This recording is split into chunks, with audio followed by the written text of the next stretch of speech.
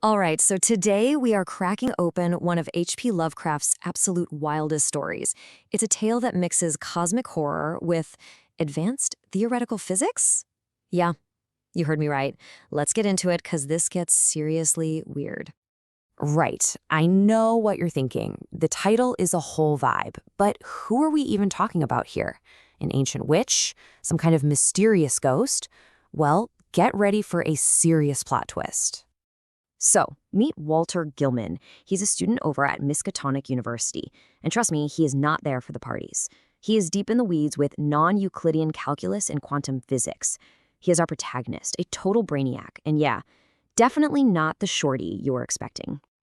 Okay, section 1, not your basic witch. So I want you to just forget everything you think you know about a typical haunted house story. This is not just about things that go bump in the night. Nope. This is what happens when ancient magic slams right into cutting-edge science. It's kind of like cosmic horror with extra credit.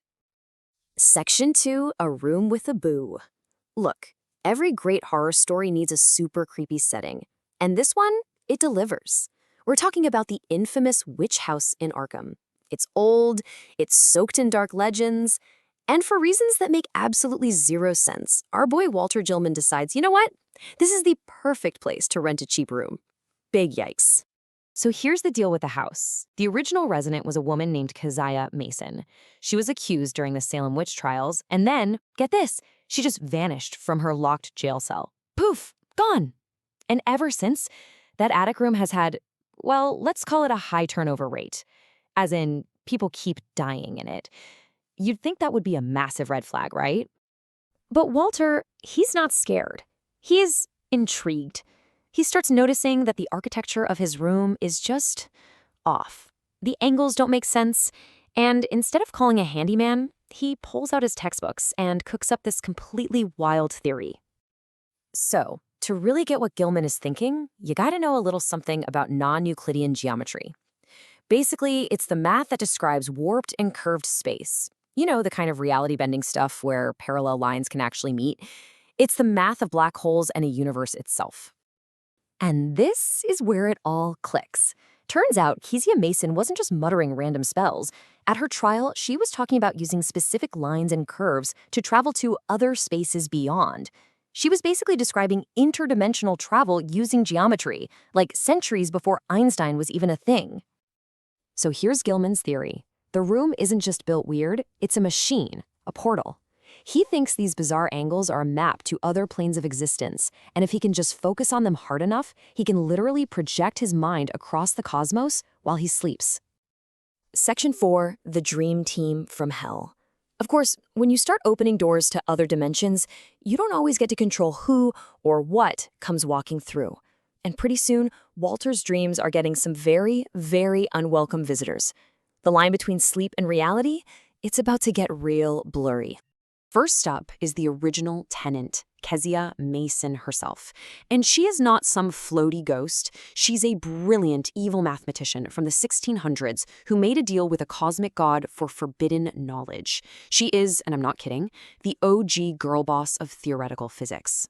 And every evil genius needs a sidekick, right? Well, meet Brown Jenkin. This thing is pure nightmare fuel. Picture a big rat, but give it a tiny, bearded human face, little human hands, and this horrible tittering laugh.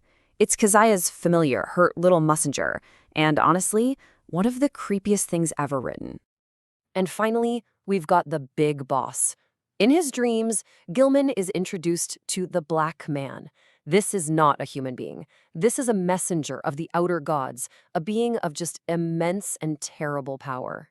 You might know him from the Necronomicon as Nyarlathotep. He's the one Keziah serves, and now they want to recruit Gilman. So as you can probably guess, hanging out with this particular crew has some consequences. Gilman's late-night math-powered dream quests start taking a very, very dark turn, all leading up to the story's horrifying climax. It all goes down on Walpurgis Night, the big night for witches. Gilman is literally dragged into a kidnapping plot, forced to help the crew snatch a baby for some dark ritual.